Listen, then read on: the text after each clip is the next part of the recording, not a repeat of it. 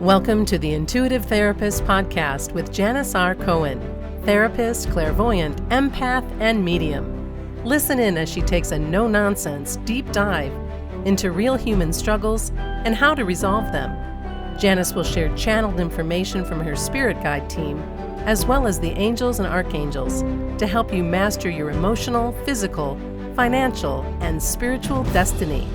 And now, Janis R. Cohen. Hey y'all, this is Janis Cohen, the Intuitive Therapist, here on the Intuitive Therapist Podcast. As I wrote down some thoughts that I wanted to share today in today's episode, I want to note that when this episode goes live, Mercury retrograde will have begun. It runs from May 10th to June 3rd, that's the central part, and then there's the post-retrograde period of 2 weeks.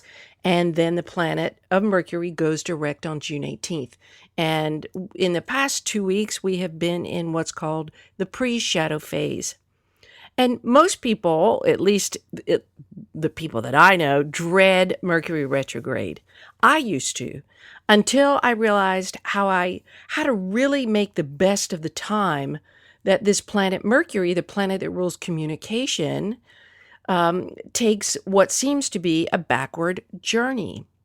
And as with all Mercury retrogrades, we're guided to pause, reflect, and look at how we can redesign our decisions and actions with our highest desires, using our past experiences, feelings, thoughts, and beliefs as barometers.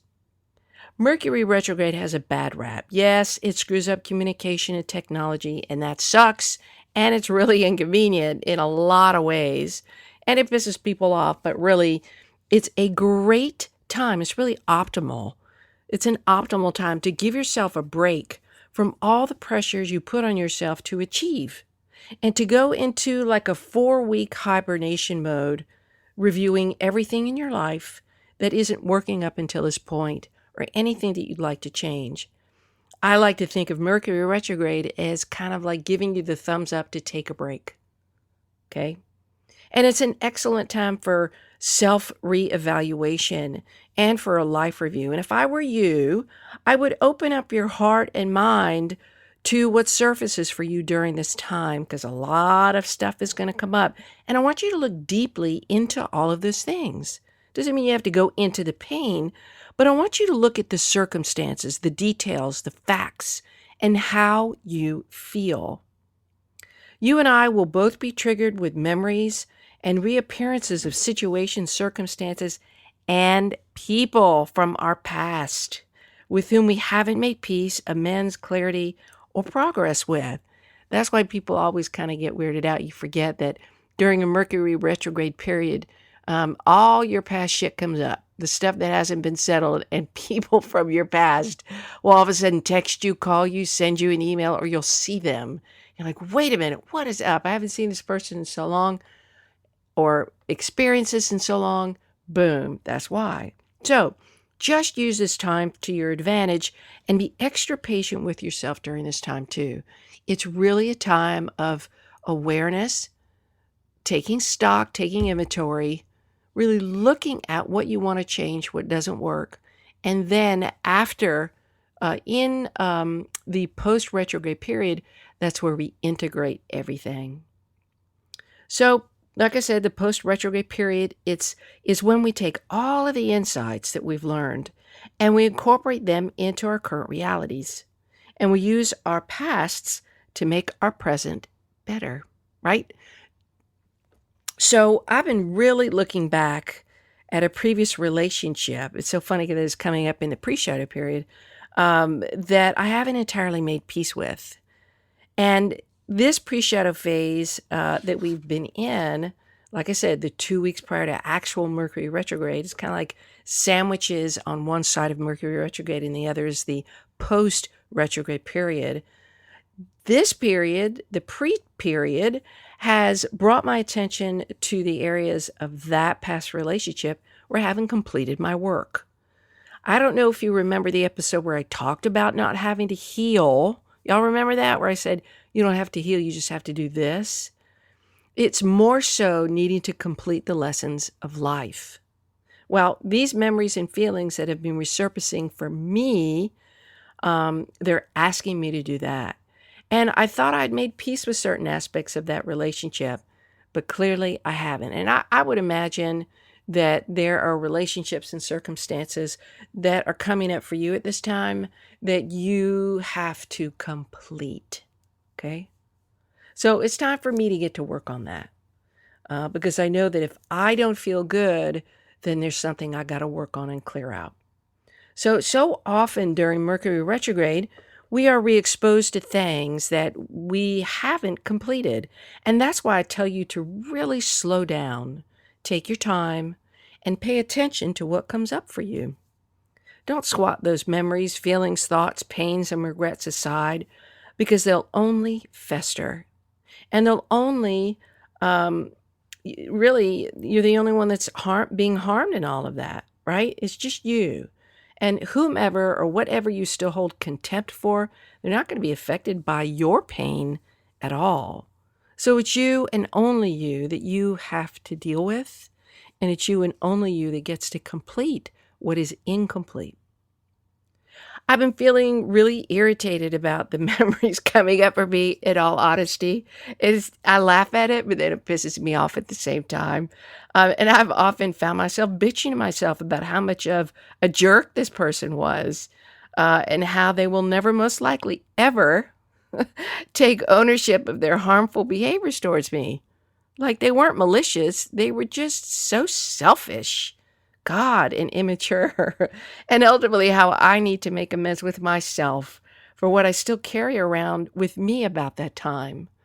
Every challenge we have, everything that we have a hard time getting over and completing, has nothing to do with anything else or anybody else. It has to do with us. Okay?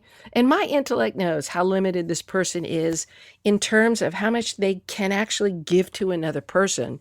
They just do not know what it's like to show up fully in a relationship maturely and be able to give, right? And so I know that intellectually that they're limited that way, and they're limited at how they can only show up to the extent that they're evolved. And that's with anybody in anything.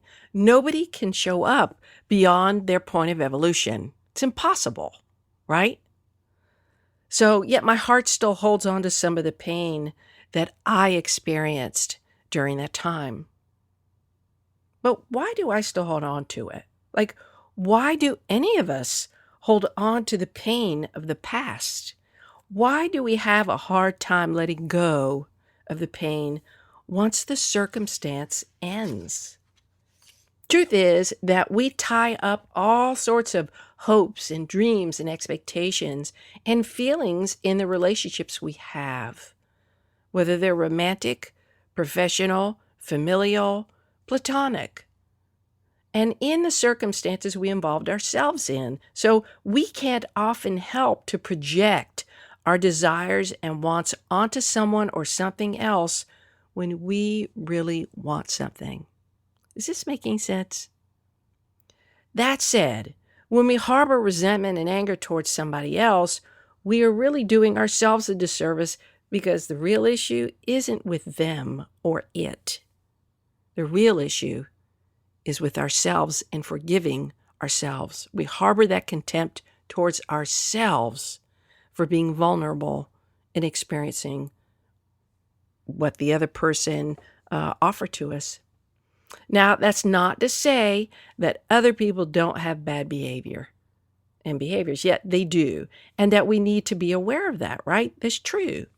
But rather, we really need to make amends with ourselves for not course correcting in relationships and circumstances where we knew better, where we knew that the person didn't want what we wanted, or where they were first disrespectful of us, or where they first showed us who they truly were, that wasn't in alignment with either where we were in our lives or what we truly wanted.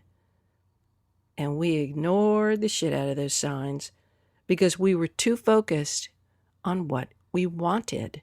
Everybody does this in every aspect of their lives.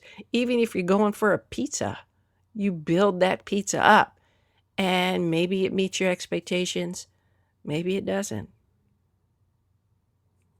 So, people project their desires onto people, things, and circumstances all the time to help them feel a certain way or achieve certain things when in fact, nothing outside of yourself can ever give you the thing you're searching for.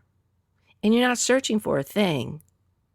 The thing you're usually searching for is a feeling you want to have. Again, it is never a thing. We want to feel valued, prioritized, unconditionally loved, safe, secure, desired, championed, validated, and supported. Who doesn't want to feel any and all of those things from what we attach ourselves to, right? Problem is that with attaching ourselves to things and people outside of ourselves, is that we hinge our happiness on them in the outcome. If our outcome is met, then our happiness expiration date lasts only for however long the circumstance does. Most times. And if our outcome isn't met, well, we hurt. We're in pain. We grieve and even allow ourselves to go into suffering. So, what are you hinging your happiness and self-worth on outside of yourself? The title of this episode is Remember the Lesson, Not the Disappointment. And I always tell people, including myself, that grief exists along a spectrum. Remember, I just talked about going from disappointment to suffering, right? That's all grief is. A more severe form of disappointment about what we wished existed but doesn't anymore. Our dreams and ideals never materialized, so we go from hope to pain, from happiness to sadness, from grief to suffering. And the bottom line is that our expectations weren't met and we're disappointed to the extent that we choose to be. You get to choose how unhappy you become based on an unmet expectation. The biggest success comes from our ability to navigate away from focusing on the actual thing or person outside of us that displayed painful behavior. They're only just the vehicles through which we needed to experience what we needed to experience. They're just the messengers for us about what we need to learn. That's all they freaking are. The vehicle and the messenger. They showed up in the exact way they needed to provoke our education. There was nothing wrong with them. Remember I said they're evolved to the extent that they're evolved, or the situation is evolved as much as a situation can be evolved. They showed up perfectly imperfect. They showed up perfectly imperfect to teach us how to complete our learning in the regard that we needed to complete it. In all fairness, we really should thank them for their bad behavior or the missed opportunity, the disappointment. And I know that's hard for a lot of people. It took me a while, years and years and years ago, and I worked through this in therapy, probably early 2000s, when my therapist said, you really want to work towards saying thank you instead of fuck you to the things and experiences that hurt you, because they're your teachers, right? The truth is that whatever we didn't work out wasn't supposed to. Whatever didn't work out wasn't supposed to, because the situation happened. It was imperfect on purpose, and it is our job to extract the lesson from it and grow. That's why it shows up, y'all. Period. It's not supposed to work. Most things aren't supposed to work out. Only the things that are meant to work out for us do. So to all of you who still harbor anger and resentment or grief, or still feel suffering for someone or something that slipped out of your fingers, caused you pain, didn't work out, I urge you to look at the lesson, not the disappointment. When you focus your attention in the exact right place, you will complete the lesson and you will never call it in again. Hand to God, this is true. When you focus your attention on you and only you, you will stop holding anything external responsible for what you choose to hold on to. You'll end blaming everything or anything outside of you. It's a natural consequence of focusing on yourself. You can't do that in tandem with blaming someone else. If you do, then you're really not taking ownership of your own life and your own experience. And we all have hopes and dreams, like I said, and most of us aren't patient enough to wait for the best circumstances to show up. It takes a lot of time. Trust me, I know.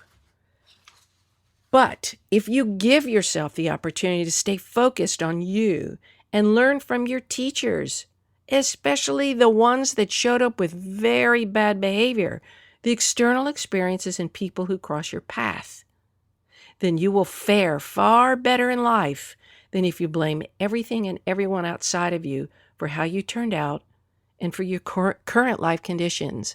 Nobody is to blame for your current life conditions. Nobody. You've done it. And that can be your life conditions are so fucking fabulous. You've done that. It was meant for you. And if your life conditions suck and you don't like them, you've done that too. And if you can make it be that it sucks, you can make it be that it's amazing. I know that. In this industry, 30 years, I know what people are capable of. It's amazing. So focus on the lesson, not the disappointment. What will you be looking at during this Mercury retrograde period? What will you be reevaluating? What will you be redefining for yourself? And how will you choose to be a better version of yourself? The choice is yours to look at your life with an honest eye and an open heart. Imagine how amazing your life would be if you completed more of your lessons. Imagine the high quality of people, the high quality of circumstances, the high quality of blessings that would enter your world and your life as you keep clearing out the debris of your past. Like, that's the coolest way to think about it. The more you complete, the more room there is for more miracles. Good stuff, right? Imagine actually living the life of your dreams with a clean slate and a wise, calm mind. It's pretty freaking amazing if you ask me. And I get to see people do it all the time. I get to help them, and I freaking love it. I wish you a prosperous Mercury retrograde period. Do the work, please. Take notice of what's coming up for you and only focus on your part in your own misery and unhappiness and dissatisfaction. Remember, the people and circumstances that caused you pain were only the messengers and vehicles to teach you. That's it. They're your gift. Trust me, they have their own teachers and they have their own karma. And karma is always at play. Never retaliate. Go within, learn for yourself, and create good karma for you in your life. Open yourself up to miracles. Remember the lesson, not the disappointment. I wish you a wonderful day, a blessed week, and as always, live intuitively. Thanks for listening to The Intuitive Therapist. If you like what you heard, the best compliment you can give us is to share this podcast with a friend. And be sure to give us some stars and a favorable review at Apple Podcasts or wherever you listen in.